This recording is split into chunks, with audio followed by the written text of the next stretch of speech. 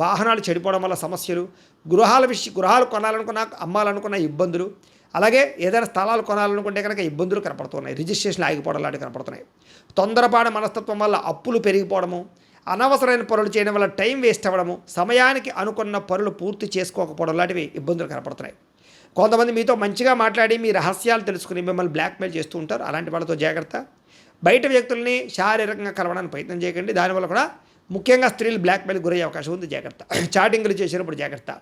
పెద్దవారితో మాట్లాడేటప్పుడు జాగ్రత్త. కుటుంబ సమస్యలు, ఆస్తి వివాదాలు, లేదా అన్నదమ్ముడితో అక్క చెల్లెలతో వివాదాలు కనపడుతూ ఉన్నాయి.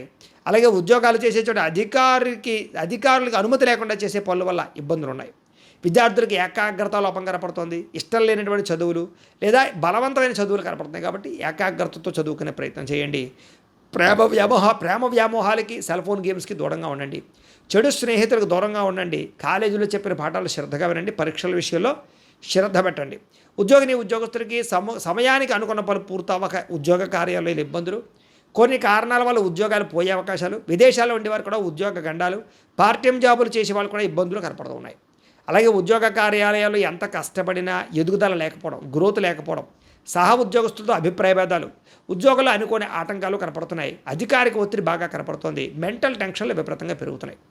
స్త్రీలకి మనోవ్యధ, శారీరక అందాన్ని కాపాడుకునే ప్రయత్నం చేయడం, కొత్త పరిచయాల వల్ల కామపరమైన కోరికలు పెరగడంతో పాటుగా అనవసరమైనటువంటి సంతోషాలకి లేదా బయట సుఖాలకి ఎక్కువ ఇబ్బందులు పడే అవకాశం ఉంది. ప్రేమ వ్యామోహాలకు దూరంగా ఉండండి. అలాగే కుటుంబ సమస్యల వల్ల ఇబ్బందులు ఉన్నాయి. జాగ్రత్త. ఇరుగు పొరుగు వారితో జాగ్రత్త. అవమానానికి గురయ్యే పరిస్థితులు ఉన్నాయి. ఉద్యోగాలు చేసే చోట శ్రమకు తగ్గ ఫలితం కనపడటం లేదు. ముఖ్యంగా పరపురుష వ్యామోహం వల్ల ఎక్కువ ఇబ్బందులు ఈ నెలలో కనపడుతున్నాయి. వ్యాపారస్తులకి అంతంత మాత్రమైన వ్యాపార లాభాలే కనపడుతూ ఉన్నాయి. తీవ్ర ధన నష్టం కనపడుతోంది. మొండి బాకాయలు పెరిగిపోతూ ఉంటాయి. వ్యాపారంలో డబ్బులు రొటేషన్ అవ్వడం లేదు. అంతంత మాత్రంగా వ్యాపార లాభాలు ఉన్నాయి. పెట్టుబడులు పెట్టేటప్పుడు జాగ్రత్త తీసుకోవాలి. అరువులు అప్పులు ఇవ్వడం మంచిది కాదు. పోటీతత్వంతో వ్యాపారం చేయండి. మార్జిన్స్ తక్కువతో వ్యాపారం చేయండి. తద్వారా మీరు లాభాలు అయితే పొందగలుగుతారు. ఏది ఏమైనా కూడా ప్రతిరోజు పొద్దున్నే లేచి ఓ పావుగంట సేపు మీ ఇంట్లో దేవుడికి పూజ చేసుకుని ఆ తర్వాత మీ పనులలో నిమగ్నమవుతున్నట్లయితే కనుక ఈ నెలంతా కూడా మీకు శుభప్రదంగా ఉంటుంది అని తెలియజేస్తూ, ఈ వీడియో కనుక నచ్చినట్లయితే కాస్త ఖచ్చితంగా లైక్ చేయండి, అందరికీ షేర్ చేయండి. ఇంకా ఎవరైనా ఈ ఛానల్ కనుక సబ్స్క్రైబ్ చేసుకోకుండా ఉన్నట్లయితే కనుక కాస్త సబ్స్క్రైబ్ చేసుకోవాల్సిందిగా మనస్ఫూర్తిగా ఆశిస్తూ, గోబ్రాహ్మణేభ్యః శుభమస్తు నిత్యం.